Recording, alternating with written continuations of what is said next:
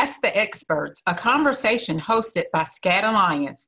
I'm Dr. Naisha Parks, an 11-year SCAD survivor, author of The Heart Feel First, and I'm also serving on the board of directors of SCAD Alliance. Now, the purpose of this new monthly series is to offer support and education to caregivers and survivors by engaging in conversation with experts on SCAD-related topics. For our first Ask the Experts, the focus will be mental health after SCAD, including common concerns of survivors, understanding whether or not they're experiencing symptoms or post-traumatic stress disorder. Now, our great panelists today, we have Dr. Esther Kim, a cardiologist and vascular medicine specialist at Vanderbilt University, where she is the director of cardiopathy clinic. She also serves as the chair of the Scientific Advisory Board for SCAD Alliance, and she's the chair of our steering committee for iSCAD Registry. Welcome, Dr. Kim. We have Dr. Jennifer Sumner, an expert in the relationship between cardiovascular disease, PTSD. She's a clinical psychologist and assistant professor in the UCLA Department of Psychology, and she's the director of Sumner Stress Lab at UCLA. Welcome, Dr. Sumner. We have Dr. Katie Sears Edwards. She's a clinical psychologist and a clinical assistant professor in the Division of Cardiovascular Medicine at Stanford. She's a co-located mental health professional working exclusively with SCAD patients like us, and she has a special interest in helping SCAD patients to cope. We have Dr. Tina Wagers. She's a teaching professional and a clinical psychologist in the Department of Psychology and Neuroscience at the University of Colorado Boulder. She also is a SCAD survivor and also a former member of the SCAD Alliance board. She's now serving on the advisory council. She's been working on trying to understand and help with the psychological aspects of the SCAD experience ever since her SCAD experience 6 years ago. Welcome, Dr. Wagers. All right. So Dr. Kim, as our first panelist, would you talk a little bit about why this topic is so important right now and why mental and emotional health after SCAD is even more important today? Well, I just wanted to welcome everyone to our webinar, and thank you, Dr. Parks, for hosting and moderating. I also want to acknowledge Catherine Leon, who is behind the scenes making everything work well. And it is our first one, so I just ask everyone to be patient with us if there's any technical glitches. But welcome to this webinar. I'm glad you could join. This is a really important topic. Why is this important? Well, because SCAD kind of sucks. You know, it generally happens to people who don't have the risk factors for heart attack. And it happens out of the blue, and you think you're otherwise healthy, and then you have this terrible life event. And so all of that is just enough to make anyone feel like they're not holding it together. And mental health is intimately associated with physical health, as we'll learn more about today. And nowadays, with the pandemic and with all the unrest in our country, there's group stress that we're all experiencing. And so I think having a chronic medical condition as a younger person, for most of us, not all of us, but having that and then everything else that's going on in the world, we really wanted to address mental health today. I did have some questions that were sent in beforehand that I thought we could kick us off with.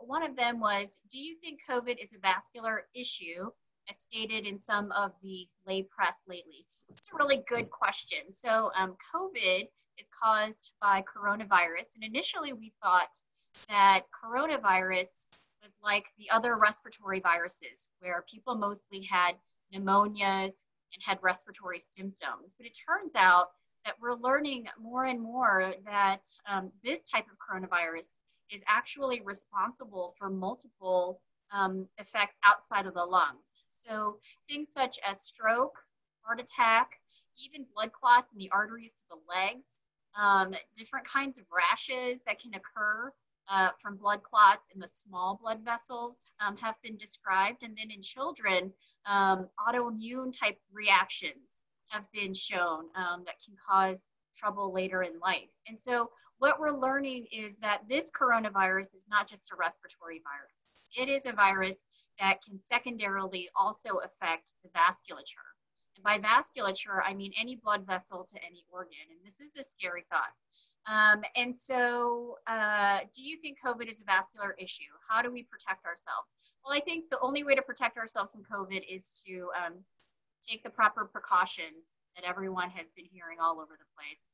Wear your mask when you go out, wash your hands frequently, disinfect everything you touch, and be careful not to be around people who are ill, and isolate yourself if you're ill. That segues into, are SCAD patients at more risk for developing COVID-19? The answer is no. You are at just the same risk as anybody else of catching it, if you want to say it that way. But if you were to develop COVID-19, there are certain subgroups of patients who may be at higher risk for developing severe illness. And it's really not defined very well yet exactly what the definition of heart disease is when it's referred to in these COVID articles. But generally what we think is people who have low ejection fractions and heart failure from low ejection fractions, people who may have concomitant diabetes, atherosclerosis in addition to their SCAD, and also vascular disease elsewhere, and then areas of uncertainty. So if you're a SCAD patient who's had a stent, or if you're a SCAD person who's had multiple recurrences, are you also at higher risk for developing a more severe illness? I just think that it's difficult when there's a rare disease, because you don't find out about the reports until there's a good number of patients to make these generalized statements. So far, there's only been one case report in the medical literature about a young woman developing SCAD heart attack and also testing positive for COVID-19. But other than that, there really hasn't been much written. So I would say that the vast majority of SCAD patients are at probably the same risk as anyone else of developing or catching the disease. And then those special subsets of patients who have higher risk conditions, such as heart failure, have to be extra careful and take some precautions. That's all I have in terms of COVID-19, and I think I'm going to turn it back to Dr. Parks. All right, thank you, Dr. Kim. That was very informative. You've set the stage also for a more in-depth look at a topic that many SCAD survivors wonder about, PTSD, the expertise of our next speaker, Dr. Jennifer Sumner. Great. Thank you so much. I'm going to take a moment to share my screen, but in the meantime, I just want to say thank you again to SCAD Alliance, to Catherine, and to all the other presenters. It's such a pleasure to be here today. All right. Is that working? Yes. Okay, great. Excellent. So again, so happy to be able to be here today to talk about these important topics. At the Sumner Stress Lab at UCLA, our work really aims to understand how experiences of trauma and severe stress contribute to chronic disease risk, including risk for cardiovascular disease. And so I want to highlight a couple areas of our work that I think are particularly relevant to our conversation today.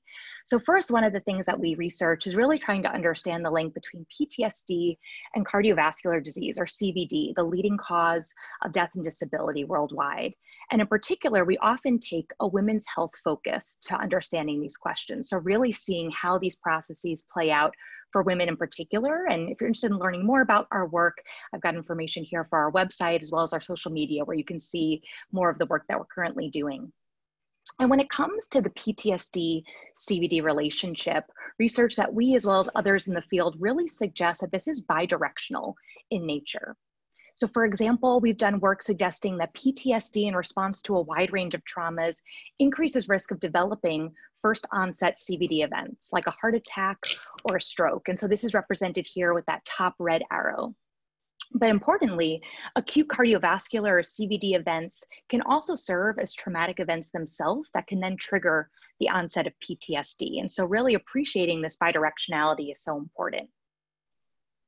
But I want to take a step back now and really think about what is a trauma. Trauma is so key to understanding PTSD. Unlike other mental disorders, PTSD is unique in that the symptoms are linked to being exposed to and experiencing a traumatic event. So we can define a trauma as a shocking, very scary or dangerous experience that can lead to physical injury, harm, or death.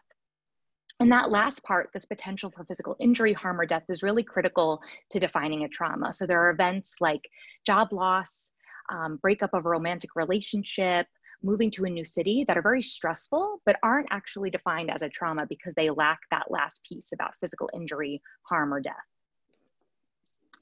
And I want to emphasize that trauma is common. So the vast majority of individuals will experience at least one traumatic event during their lifetime. And when we're talking about trauma, this encompasses events that are really wide-ranging in nature. So it can include combat exposure, being exposed to a natural disaster, a sexual encounter that's unwanted, childhood physical abuse, physical assault, the sudden and unexpected death of a loved one, intimate partner violence, or a very sudden, acute, potentially life-threatening medical event like SCAD. And many individuals after a traumatic event are emotionally resilient, but a sizable proportion go on to experience emotional difficulties. And of those, PTSD really is the quintessential trauma-related mental disorder. And so I want to take some time now to really go into what is PTSD, what are the symptoms that make it up, and then I'm also going to touch on what isn't PTSD. There are many emotional responses to have after trauma, and so I want to be able to help distinguish between what is and is not PTSD. And so according to the DSM-5, which is our way of classifying mental disorders in the US, PTSD is characterized by 4 domains of symptoms. And so I'm going to go through each of those now and kind of play out how these could manifest for individuals after a SCAD event. So the first domain of symptoms that constitutes PTSD are re-experiencing symptoms. And so these include symptoms like unwanted, involuntary memories about the event. So these might be thoughts or images that pop into your head about the event that are upsetting and come on when you're not trying to actually think about them. Nightmares about the event, so having bad dreams related to the traumatic event. Flashbacks. So what this is you're actually feeling as if you are back with the trauma as it's happening. So it's almost like if you were feeling you were back in the situation when your SCAD event first happened. Intense or prolonged emotional distress to reminders of the event. So this is getting very emotionally upset when reminded of the traumatic event and not being able to recover easily. And then additionally, physiological reactions to reminders of the event. So these are changes that happen in your body, like increase in heart rate, changes in your breathing, noticing that you're feeling sweaty or maybe upset in your stomach when you're reminded about the event. So that's our first domain of symptoms. The second domain of symptoms pertains to avoidance. So avoidance can play out in a couple of different ways. This can be avoiding thoughts or feelings about the event. So for example, actively trying not to think about the fact that you had your SCAD. Additionally, there's avoiding people, places, situations, or objects that remind you of the event. So for example, avoiding talking about having a SCAD to others, perhaps avoiding activities that you were engaging in when you had your SCAD event, or even avoiding taking cardiovascular medications because they remind you that you have had this event and now also have this ongoing condition. Our third cluster are negative alterations in thoughts or feelings, so negative changes in both how you think and how you feel. And so this includes things like an inability to remember important aspects about the traumatic event. So these are details that you think are really key to the traumatic event, but you're not able to remember them. And this isn't because you say lost consciousness or you had a head injury. You have persistent negative beliefs about oneself, others, or the world. So this could be the thought of, I'm bad, the world is inherently dangerous, or I'm never going to be able to have a fulfilling life going forward. An inaccurate blame of self or others. So this involves, kind of a distortion of the reality. So kind of taking on blame for the traumatic event in ways that don't merit based on your actions. Persistent negative emotions include kind of having consistent feelings of fear, horror, anger, or sadness. A lack of interest in things you used to enjoy. This means that, say, former hobbies or activities you used to like, you're just not as interested in them. If you start them up, you actually don't find that same sort of enjoyment that you might have had in the past. Feeling cut off from others, this is feeling, emotionally distant or not kind of personally close to other individuals. And then a persistent inability to feel positive emotions. So, for example, not feeling like you can experience happiness, joy, love, or pride anymore. And then our final domain of symptoms involve hyperarousal. And so this can play out in ways like being irritable or having angry outbursts. So for example, getting verbally aggressive or even physically aggressive with others, engaging in reckless or self-destructive behavior like drinking and driving, being watchful or on guard, something we often also call hypervigilance. So kind of being on the lookout for potential danger. And this could also play out in terms of being extra vigilant of your bodily symptoms. So for example, kind of being extra mindful of what maybe your heart is doing.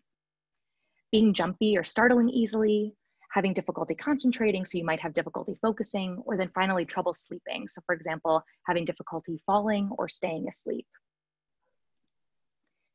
And so in order to receive a diagnosis of PTSD, you need to be showing symptoms in all 4 of these domains. So I just laid out kind of all the possible symptoms that could play out in terms of PTSD. You don't need to have all of them, but you do need to have a constellation of them in order to receive a diagnosis of PTSD.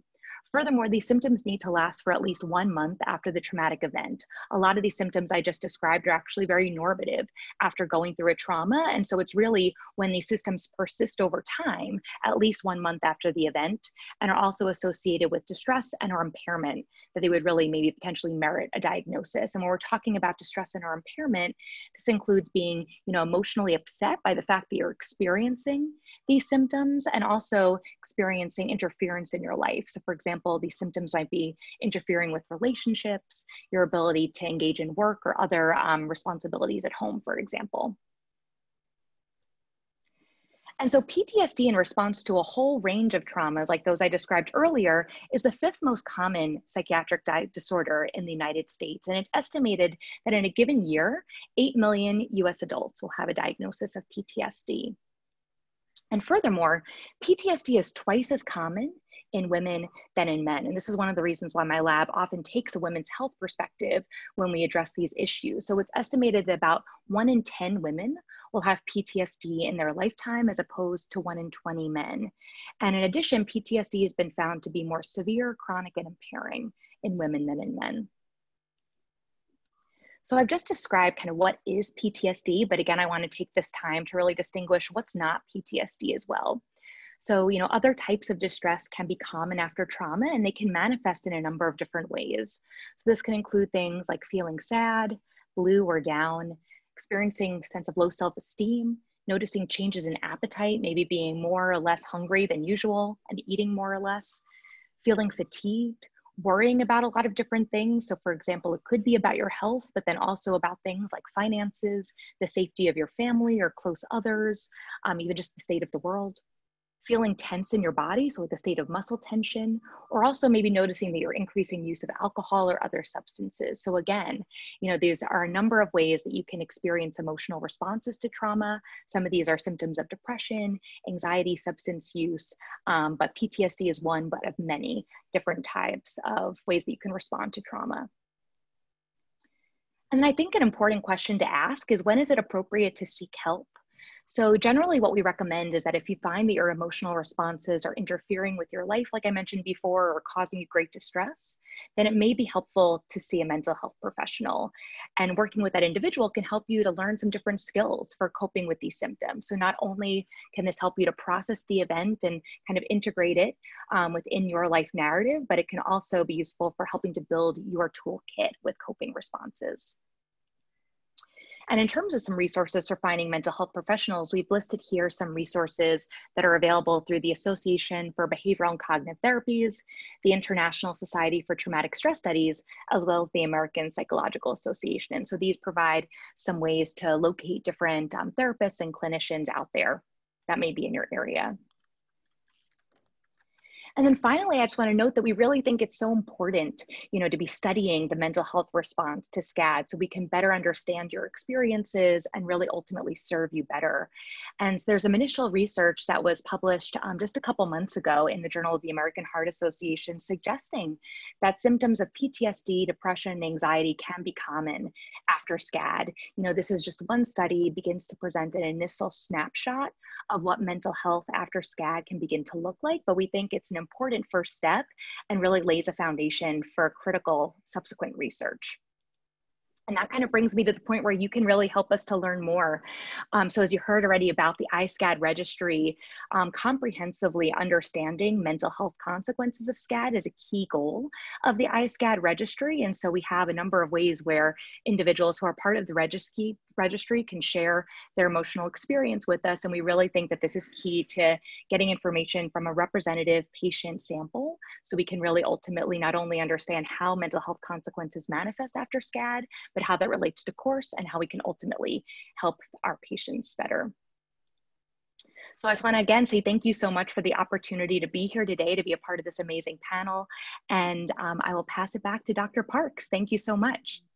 Thank you so much, Dr. Sumner. I do want to take a moment to just let everyone know that this session is meant to be an informative session. It does not replace any diagnoses that's been made by your medical doctor. So just wanted to let everyone out there know that this is informative. So we're hoping that we can give you as much information as possible so that you can have the tools that you need to be successful. So thank you so much, Dr. Sumner. Now, our next speaker is Dr. Katie Sears-Edwards. She's going to talk with us about her work with SCAD survivors, helping them to cope, and the psychological impact of SCAD. Okay, hello, good morning. I guess good afternoon. It still feels early in California. It's nice to see everyone. I'm going to share my screen. It'll just take me a moment.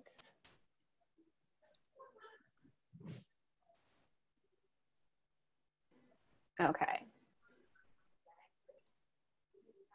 Just a quick question. Is that visible to everyone? Yes. Okay, thanks so much. All right, so I'm going to talk a little bit about particularly stress, anxiety, and depression after SCAD. And I wanted to start with some general definitions. So stress can be defined in so many different ways. This is kind of a definition that I like to use, which is stress is the body's response to actual or perceived threat or any significant change to which we must adapt. So just right off the top of my head, obviously this current situation that we're going through, the huge change in our lifestyle, that's a big stressor for everyone. And certainly having a major life event or a major medical event like a SCAD also qualifies as a stressor. Stressors can be considered external or internal. External sources are things that are occurring, in contact with other people or just day-to-day hassles. Maybe there's some stress in the physical environment. Internal sources of stress include when things happen within your body that sort of put stress on your body. Like if you're not able to get enough sleep, if you're not eating well, if you have illness or physical strain, then that can cause stress as well. So stress symptoms, once there's kind of this overload of demand and personal resources are exceeded, these kind of symptoms start to occur, and I'll be reading them, but first I want to mention that the reason these symptoms occur is because the stress triggers a reaction in the body that is what's called the body's fight or flight response. And the body's stress system causes a whole myriad of symptoms to occur, both physical, cognitive, and psychological.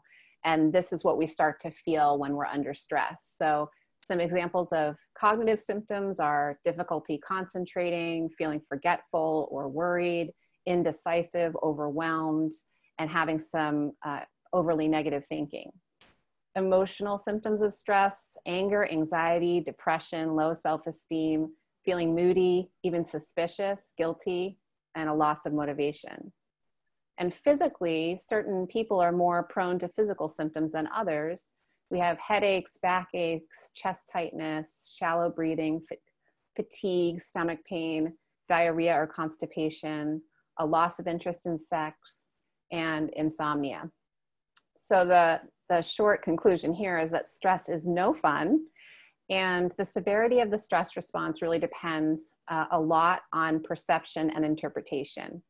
So whether there's an internal or an external trigger for the stress, the way that we interpret that trigger and how it's going to impact us can actually intensify our body's response.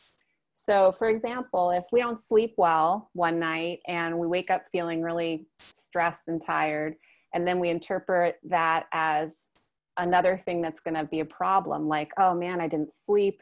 Now I'm going to have a really bad day, or I'm going to mess up on my presentation, or I'm going to do something that's going to have really bad consequences for me. Then we might start to perceive that as kind of threatening. And the more things that we perceive as threatening to us, either socially or physically, or even emotionally, the more of a stress response we have. So interpretation, perception are very key in the stress response. And this is kind of one of the places where we can actually intervene in trying to reduce stress. So I was asked by one of our other panelists to be sure to mention the difference between stress and anxiety. And I'm so glad she mentioned that, because it can be confusing. So here's a little chart that can help. Stress is something that happens to all of us in varying degrees. It's caused by everyday life and real external stressors. Again, an example right now with so many people being out of work, financial stressors, with a lot of different arrangements in people's living situations, maybe having people living there that weren't living there before, or people that are together all day long that weren't together before. This is also a real external stressor. And stress results in a lot of different symptoms, just that kind of myriad response in the body. And those symptoms typically resolve when the stressor resolves. With anxiety, it's really more of a severe and prolonged problem, and it doesn't occur for everyone. It only occurs for about 18% of the US population. Anxiety is actually caused not only by external stressors, but by these kind of interpretations and perceptions that layer on top of the external stressors. So overly negative thinking, more fear-based responding, or excessive worry. And anxiety, unfortunately, often results in very extreme debilitating symptoms. So symptoms that might interfere significantly with someone's work or relationships or ability to function day to day. That would be considered more on the clinical level of an anxiety disorder. And unfortunately, anxiety is something that doesn't usually resolve without treatment. So it's different from stress in that way. It seems to just continue to cause distress in an ongoing basis, even after maybe some stressors that were triggering it, even after those have resolved. Finally, I just want to, as far as symptoms, I want to just talk about depression and mention that depression also manifests in a variety of different ways. And actually, Dr. Sumner already kind of introduced some of those with her distinction between what PTSD is not. So I just want to follow up on that by saying that depression can be related to stress and anxiety, in that it's something that commonly happens with burnout after long, prolonged periods of stress. Often depression occurs. And then with anxiety, typically if it's unresolved or untreated and it goes on for a long time, the person can also develop depression, maybe because they're feeling so badly about themselves, or they've limited their life so much to try to manage the anxiety that then they're not getting enjoyment or pleasure. One of the key symptoms, well, two of the key symptoms of depression are that the person has to be experiencing depressed mood more than half the time over the past 2 weeks, or a marked decrease in interest in things that they previously used to enjoy. So depression can be really difficult, and it can be quite closely linked with stress and anxiety. Just a side note again, with this pandemic situation, we've certainly been seeing a lot more stress and anxiety and depression in the general population. So because of the burnout of the stressors that are present now for so many people. So the next thing I'm going to talk about is how we address stress and anxiety and depression for SCAD patients after SCAD. But first, I just wanted to mention, kind of also following up on what Dr. Sumner said, talk about some of the numbers. As she mentioned, the data on these problems in SCAD patients is still kind of preliminary, but what we've seen in the studies that have been published are quite high rates of PTSD and anxiety compared even to other cardiac patients. So if you think about the general population, rates are pretty low of those clinical disorders. If you look at the whole group of cardiac patients, the rates are quite a bit higher, sometimes 2 or 3 times higher. And what we're seeing with the SCAD data is that those rates are looking even higher for SCAD patients than for cardiovascular disease patients in general. So we don't have enough data to really firmly conclude that yet, but we do see that starting to be a trend in the studies that have been published. So at Stanford, we feel that this is really important to address in all of the SCAD patients that we see. We make sure to do a psychosocial evaluation, and we offer them individual visits with myself or my colleague. There are 2 psychologists that work within Stanford Cardiology. And we also offer them participation in our SCAD support group. So the SCAD support group has been happening for almost 5 years. The first group that we did was in 2016. And we actually started off with several in-person groups, and we managed to get 6 or 8 patients that would consistently come from their homes, sometimes an hour and a half away, to come to this group. We had 8 sessions that were about an hour and a half long. And then over the past few years, we've been transitioning to offering groups via telehealth. And this is really exciting. It's working very well. And it's a great way to include more patients who live farther away from Stanford. So I just wanted to show a picture of our team here. That's Dr. Tremmel in the middle. She's the director of Women's Heart Health. And all of these amazing women are cardiologists, nurses, nurse practitioners, psychologists, and researchers who are involved in our program. Right. I'm just going to move a little quicker here so Dr. Pittman-Wagers has a chance. We did a research study on the support group that we ran in person. I think it was the second one that we ran. And the support groups include learning techniques to deal with stress, anxiety, and depression, such as education about SCAD, learning behavioral stress management, such as relaxation techniques, doing some cognitive restructuring, which is a technique aimed at negative thinking, and really importantly, doing some work about acceptance and values. So thinking about what's really important in life and working with acceptance of having such a difficult diagnosis where much is not known.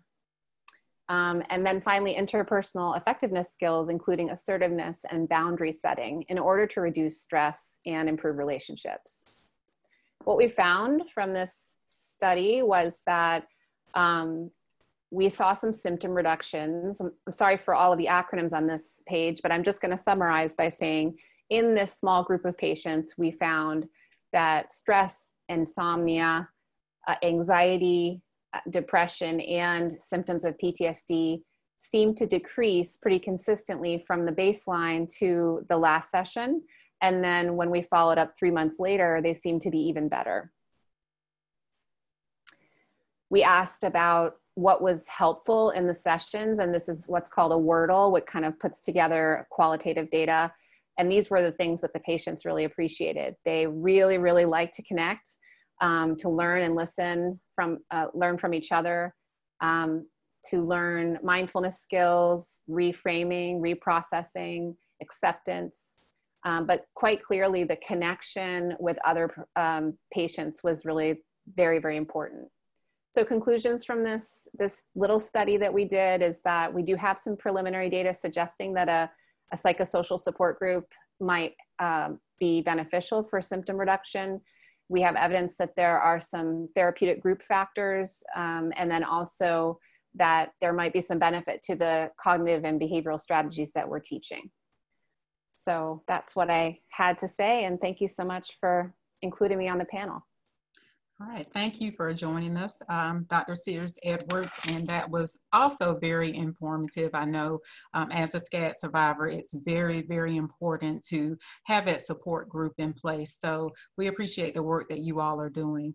Now we'll hear some exciting news from Dr. Pittman-Wagers, who's focused her research on creating tools to support survivors in their journey. Hey, Dr. Parks, thank you so much for inviting me to participate in this event, and loved hearing what Drs. Sumner and Edwards had to say, because it's really a perfect segue into this work that we're doing. So let me pull up my screen share here. All righty.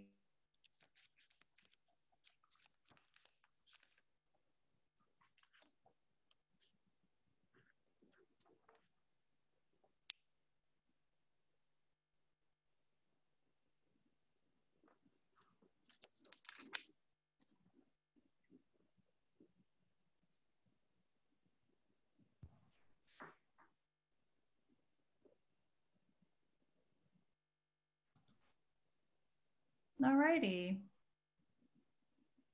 Can y'all hear me? Yes, ma'am, we can. Perfect. Sorry, I've been having technical problems with Zoom this afternoon, so I'm really sorry about that. Speaking of stress, my goodness. But anyway,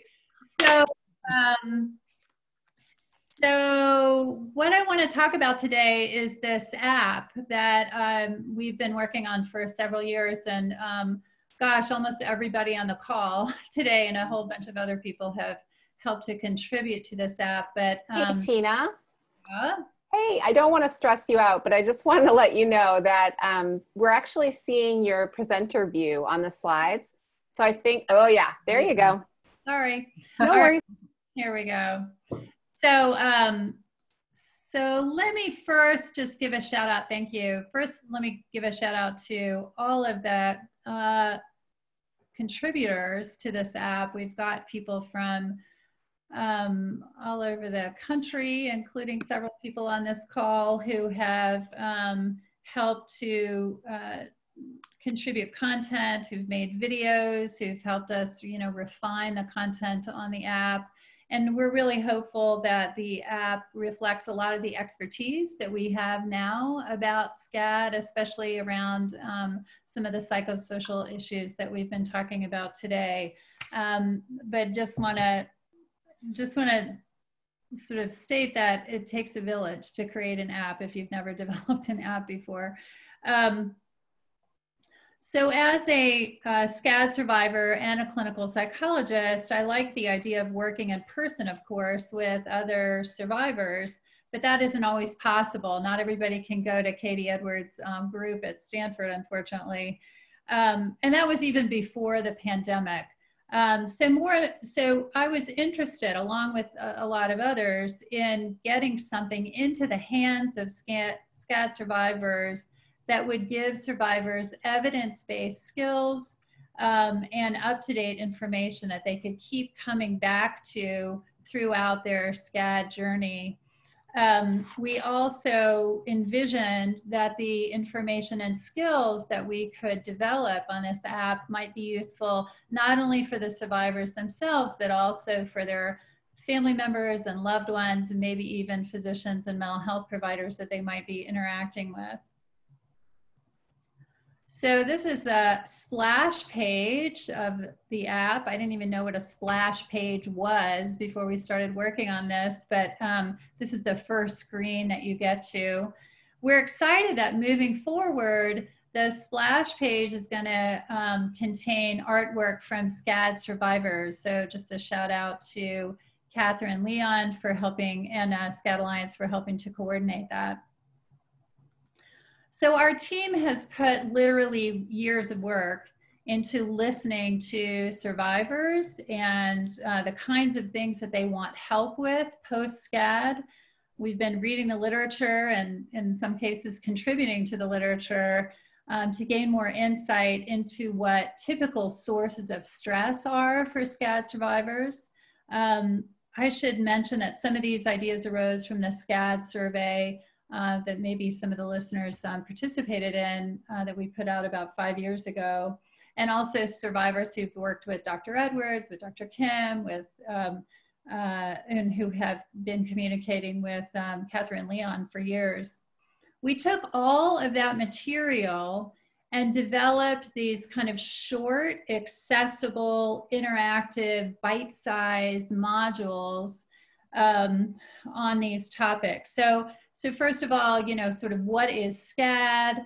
What might you expect in terms of treatment and assessment processes that you might go through? And then certainly stress and SCAD. What is the relationship between stress and SCAD? What kinds of skills might help you navigate sources of stress in your lives? Values and meaning. I think a lot of survivors talk about this idea that post-SCAD, they've really had to reassess a lot of what they do in their lives and what is meaningful in their lives. And so we've developed some content and some activities to help people be as intentional as they can about navigating those changes and becoming aware of what values are most important for them. Interpersonal skills, communicating with healthcare providers, which sometimes can be really rewarding and wonderful and sometimes can be stressful as well. And then we've got modules on these other topics: social media, exercise, managing chest pain. I think we're going to talk about this a little bit later, but you know, a lot of survivors have the experience of having some level often of ongoing chest pain.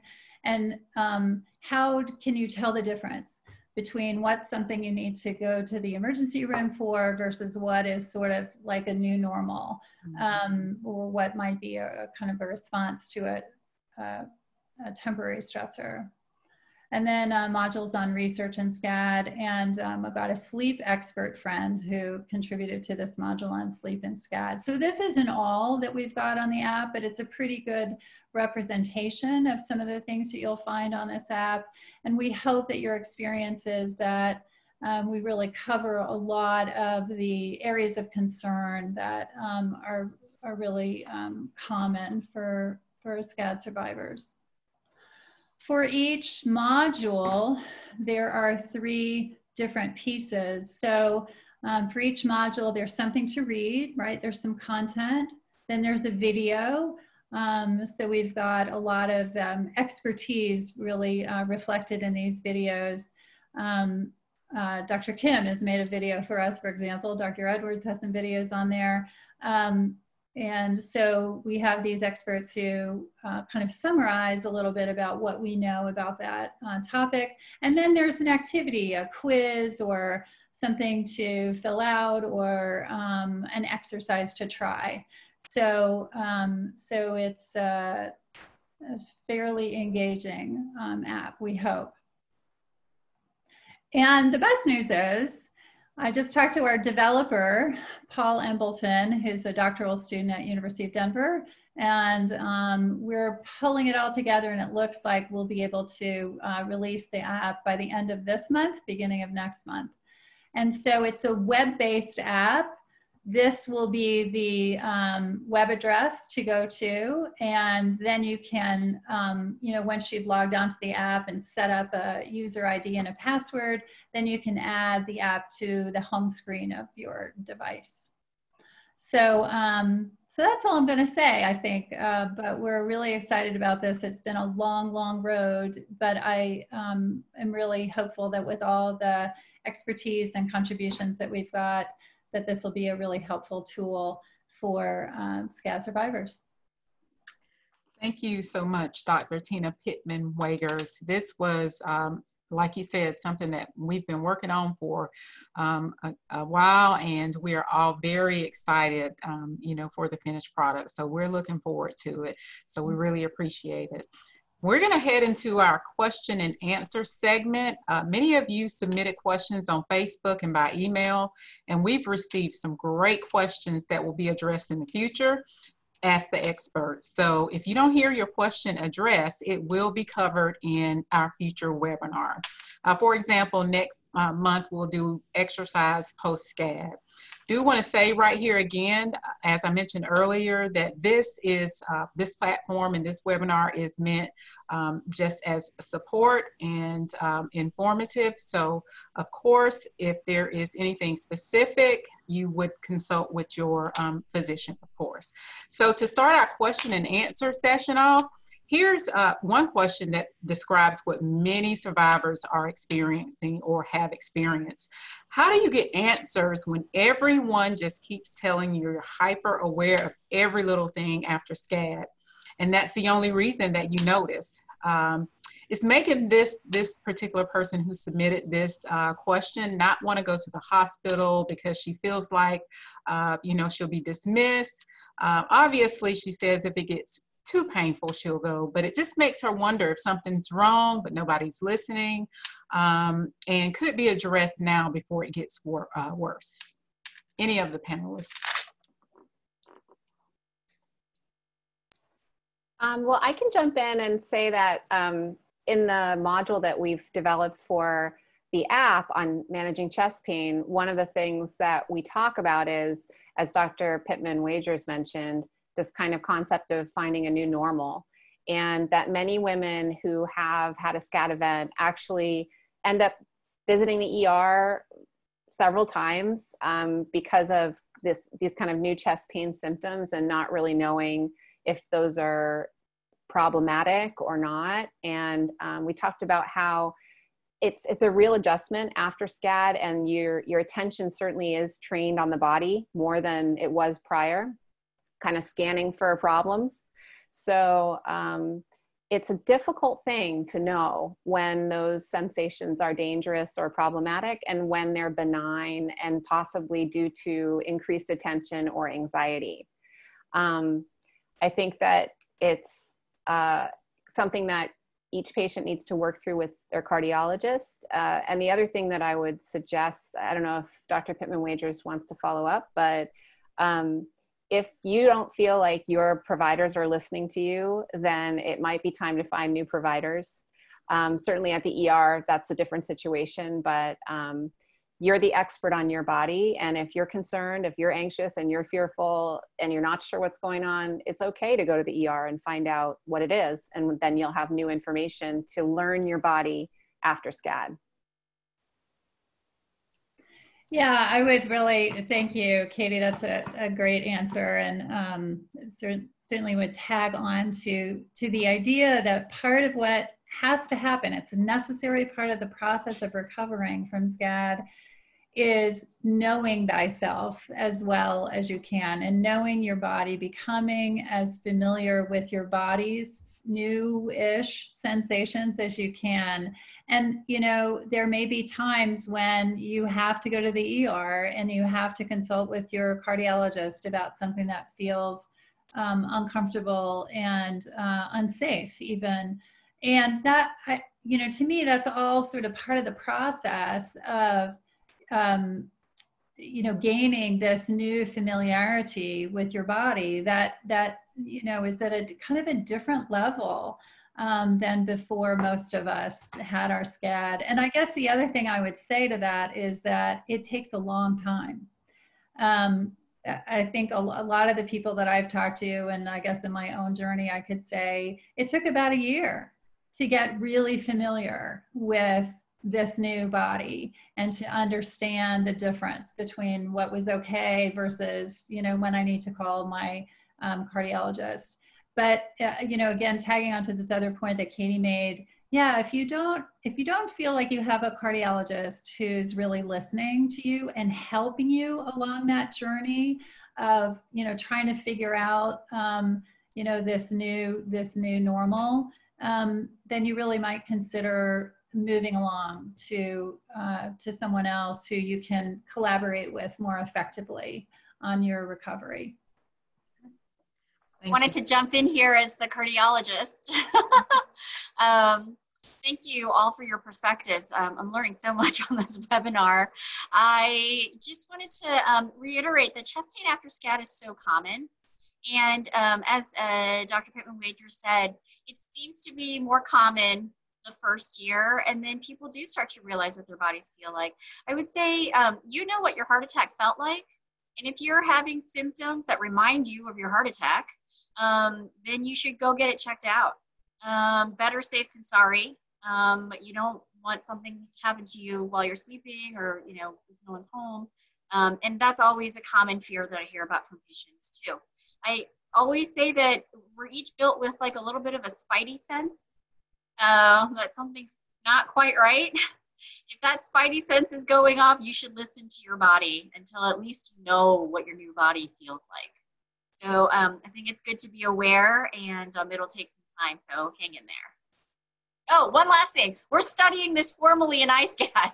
So for those who are enrolled in iSCAD, within the first year of their heart attack, you get a lot of questionnaires, and one of them is specifically on chest pain, because we want to know what happens to chest pain over time, and whether it really does get better or if it changes in character. So this will be something fruitful that comes out of this registry as well. All right, thank you, Dr. Kim. We had some specific questions about returning to specific activities.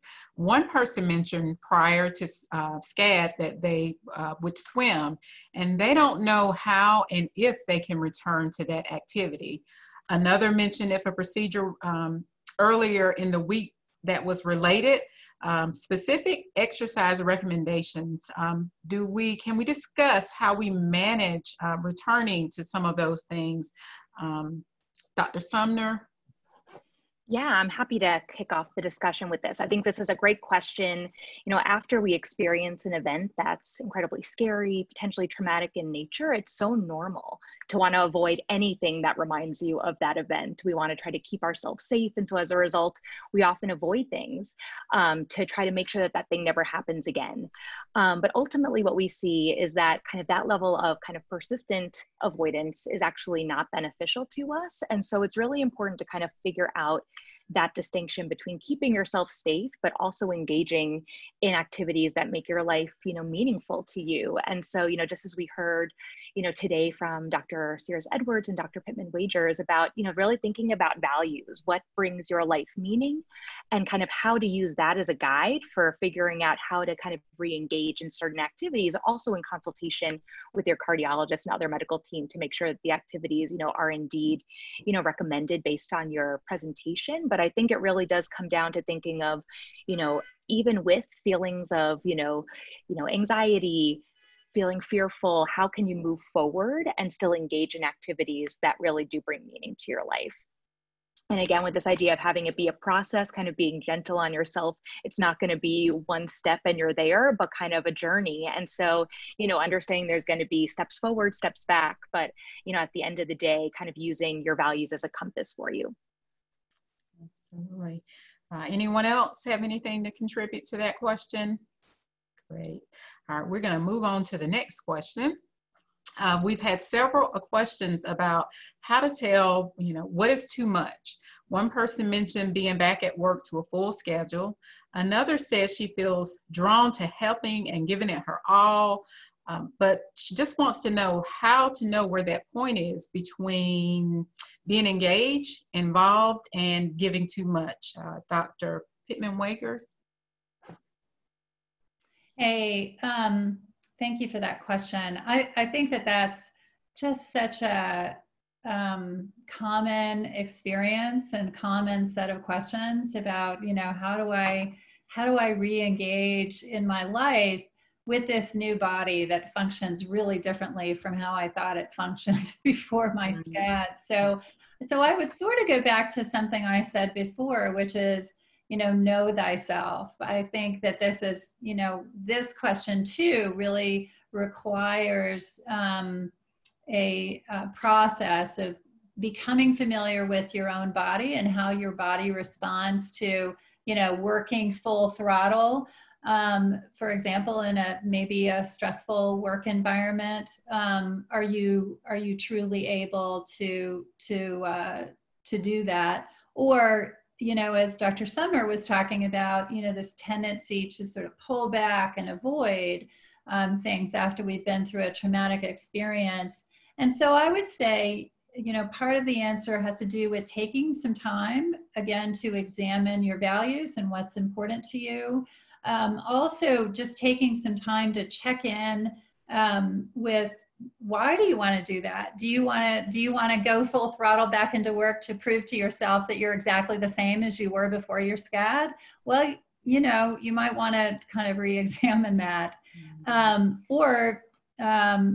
guess the other thing has to do with being honest with yourself about the role that stress may have played with your SCAD, and being honest with yourself about how stressful the aftermath of your SCAD has been, and just acknowledge that you may have to set some new internal rules for yourself about what's okay, what direction do you want your life to head in, and also how much, your definition of doing enough or doing too much may have to be recalibrated a bit.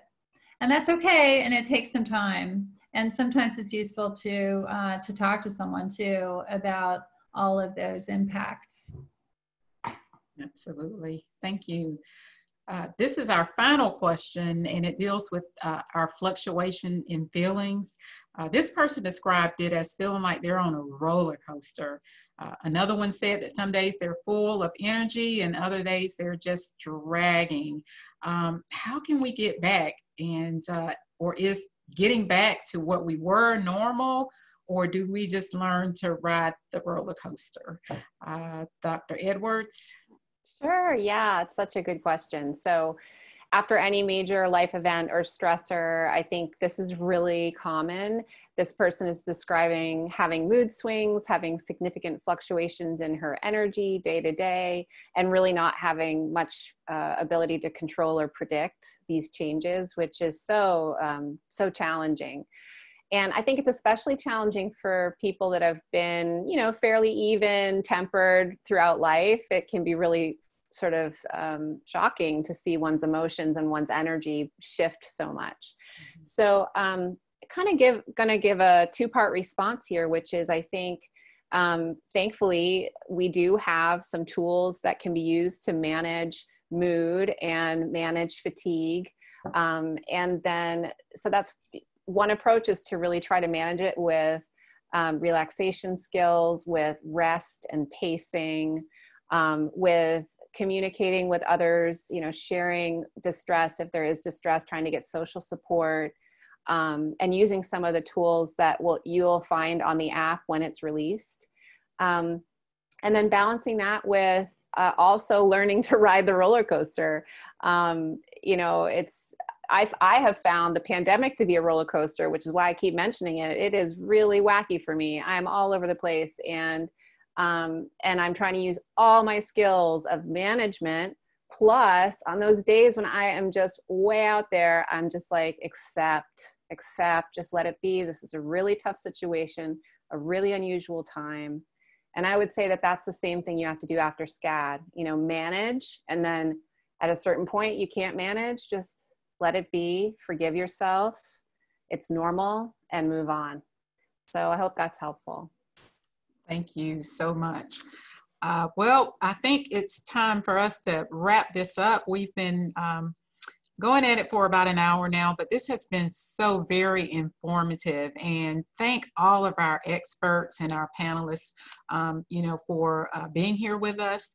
This is, I know, will offer tools and support to families and survivors.